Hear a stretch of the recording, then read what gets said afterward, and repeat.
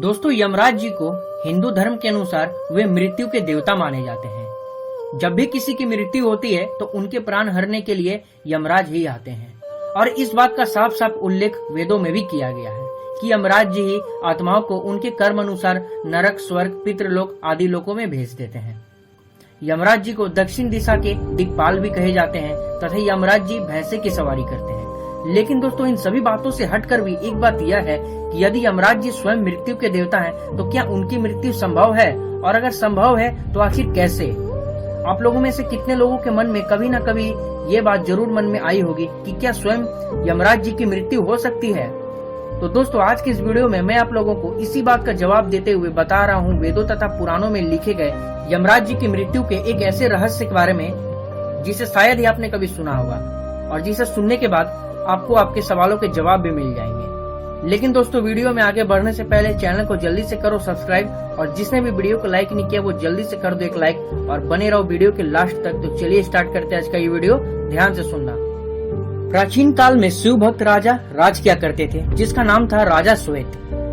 उनकी उम्र ज्यादा होने के कारण उन्होंने अपना राजपाट अपने बेटे को देकर गोदावरी नदी के तट पर एक गुफा में शिवलिंग स्थापित किया और सब कुछ छोड़ शिव जी की आराधना में लग गए। वे शिव जी की आराधना में इतने लीन हो गए कि वे राजा श्वेत से महामुनि श्वेत बन गए। समय बीतता गया और जब उनकी अंतिम घड़ी यानी कि मृत्यु का समय आया तो यमदेव ने उनके प्राण लेने के लिए उन्होंने अपने एक सेवक मृत्यु पास को भेजा।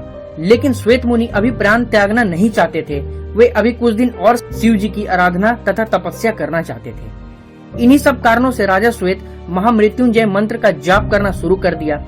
जब मृत्यु पास श्वेत मुनि के आश्रम में पहुंचे तो देखा कि आश्रम के बाहर बाबा भैरव पहरा दे रहे थे। दरअसल महामृत्युंजय मंत्र के जाप से प्रसन्न होकर भगवान शिव जी ने श्वेत मुनि की रक्षा करने के लिए भैरव बाबा को उनके आश्रम पर भेजे थे। लेकिन धर्म तथा दायित्व में बंधे होने के कारण मृत्युपास ने राजा श्वेत मुनि की प्राण हरने की कोशिश की। लेकिन प्राण हरने की कोशिश करते देख भैरव बाबा अत्यंत क्रोधित हो गए और क्रोध में आकर बाबा भैरव ने प्रहार करके मृत्युपास को वहीं मूर्छित कर दिया।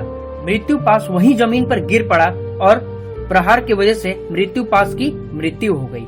यह देखकर यमराज अत्यंत क्रोधित हो गए और स्वयं प्रकट होकर भैरव बाबा को मृत्युपास में बांध लिया और फिर श्वेत मुनि यानी राजा श्वेत के प्राण हरने के लिए उन पर भी मृत्युपास डाला।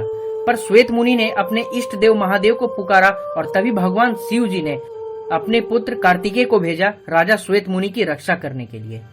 भगवान कार्तिकेय के वहां पहुंचते ही कार्तिकेय तथा यमदेव के बीच घमासान युद्ध होने लगा। कार्तिकेय के क्रोध से किए गए प्रहार के कारण धरती पर मानो त्राहिमाम सा मच गया हो और कार्तिकेय के सामने यमराज हार मान गए। यमराज में इतनी शक्ति नहीं थी कि वह भगवान कार्तिकेय से युद्ध कर पाए और कार्तिकेय के प्रहार से यमराज जमीन पर गिर पड़े और यमराज की उसी समय मृत्यु हो गई। यमराज जी की मृत्यु की खबर जब भगवान सूर्य देव को मिला तो वह विचलित हो गए। जब भगवान सूर्य ने ध्यान लगाया तो उन्हें ज्ञात हुआ कि यमराज जी ने भगवान शिव के इच्छा के विपरीत जाकर राजा श्वेत मुनि की प्राण हरने की कोशिश की थी। इसी कारणवश यमराज जी को भगवान भोलेनाथ के क्रोध को झेलना पड़ा। क्योंकि यमराज सूर्य देव के पुत्र थे तो सूर्य देव शीघ्र अतिशीघ्र भगवान विष्णु जी के पास गए और उन्हें ये सारी बातें बताई। तब भगवान विष्णु जी ने सूर्य देव जी को भोलेनाथ की तपस्या कर उन्हें प्रसन्न करने का सुझाव दिया। उसके बाद सूर्यदेव ने भगवान शिव की घोर तपस्या की जिससे भोलेनाथ अति प्रसन्न हो गए और सूर्यदेव को साक्षात दर्शन देकर उनसे वरदान मांगने के लिए कहा। तब सूर्यदेव ने कहा कि हे महादेव, यमराज की मृत्यु के बाद पृथ्वी पर भारी असंतुलन फैला हुआ है। पृथ्वी पर संतुलन एक समान बनाए रखने के लिए मेरे पुत्र को पुनर्जीवित कर दें और मेरे पुत्र की गलती को भी क्षमा करें। तब भगवान शिव ने नंदी से यमुना का जल मंगवाकर यमदेव के पार्थिव शरीर पर छिड़के जिससे वो पुनः जीवित हो गए और अपनी गलती के लिए भी यमराज जी ने शिव से माफी मांगी और तब भोलेनाथ ने यमराज को माफ कर दिया और इसी तरह सभी को मृत्यु देने वाले मृत्यु के देवता को पुनः जीवन दान मिला। तो दोस्तों, देखा आपने कि किस तरह मृत्यु के देवता यमराज जी की भी मृत्यु हुई थी। उम्मीद है दोस्तों आज की इस वीडियो से आपके मन में चल रहे सवालों के जवाब मिल गए होंगे। और दोस्तों, वीडियो कैसा लगा आप हमें कमेंट करके जरूर बताइएगा। मिलते हैं मिस्ट्री टाउन के एक और नई वीडियो में। तब तक के लिए जय हिंद, वंदे मातरम।